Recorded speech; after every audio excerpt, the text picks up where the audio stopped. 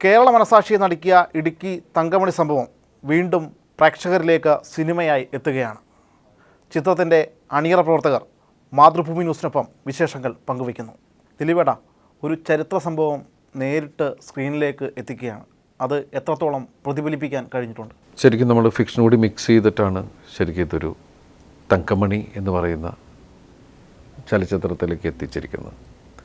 അതിൽ ഞാൻ ചെയ്യുന്ന കഥാപാത്രം ആബേൽ, എൻ്റെ ഭാര്യയായിട്ട് അഭിനയിക്കുന്നത് നീതയാണ്. തങ്കമണി എന്തായിരുന്നു, അവരെങ്ങനെയാണ് അതിനെ സർവൈവ് ചെയ്ത് ഇപ്പോഴത്തെ ഒരു തങ്കമണിയായി എന്ന് പറഞ്ഞൊരു അവസ്ഥയുണ്ടല്ലോ. അപ്പം അതൊക്കെ വെച്ചിട്ടുള്ള രീതിയിൽ തങ്കമണി വേറൊരു എക്സ്പീരിയൻസ് തന്നെയായിരിക്കും എന്നാണ് ഞാൻ വിശ്വസിക്കുന്നത്. അതായത് അവരുടെ ഒരു അതിജീവനം സിനിമ പറയുന്നുണ്ട്.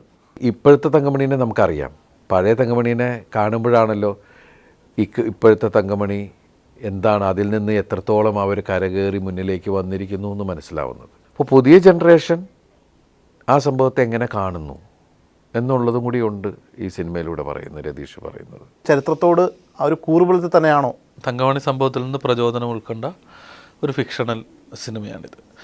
ആബേൽ ജോഷുവ മാത്തൻ എന്ന പ്രധാന കഥാപാത്രത്തിൻ്റെ ജീവിതവും കുടുംബജീവിതവും അയാളുടെ ജീവിത പരിസരവുമാണ് നമ്മുടെ കോർ. ആ ജീവിത പരിസരം എന്ന് പറയുന്നതാണ് തങ്കമണി എന്ന ഗ്രാമം.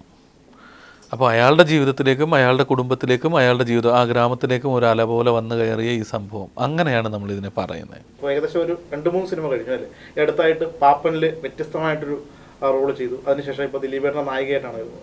എങ്ങനെയുണ്ടായിരുന്നു ആ ഷൂട്ടിംഗ് ലൊക്കേഷനും ആ ഒരു അഭിനയ മുഹൂർത്തങ്ങളൊക്കെ? ദിലീപ് ചേട്ടൻ്റെ വൈഫിൻ്റെ ക്യാരക്ടറാണ് ചെയ്യുന്നത്. എക്സ്പീരിയൻസ് എന്ന് പറയുന്നത് ഞാൻ ചെയ്തെടുത്തുനിന്ന് കുറച്ച് ഡിഫറെൻ്റ് ആയിട്ടുള്ള ക്യാരക്ടറാണ്. കുറച്ച് നല്ല ആക്ച്വലി പോളാർ ഓപ്പോസിറ്റ് തന്നെയാണ്. കഴിഞ്ഞ കഥാപാത്രങ്ങളൊക്കെ പരിശോധിക്കുകയാണെങ്കിൽ എല്ലാം വ്യത്യസ്തമായ കഥാപാത്രമാണ്. അപ്പോൾ ആ ഒരു വ്യത്യസ്തതയാണോ ഈ തങ്കമണിയിലേക്ക് എത്തിച്ചത്?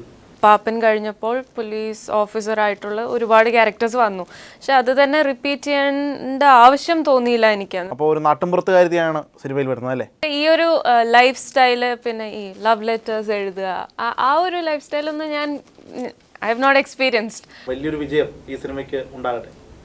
വലിയ സന്തോഷം. മാർച്ച് 7-നാണ് ഈ സിനിമ വരുന്നത്. എല്ലാവരും തിയേറ്ററിൽ തന്നെ ഒന്ന് കാണുക.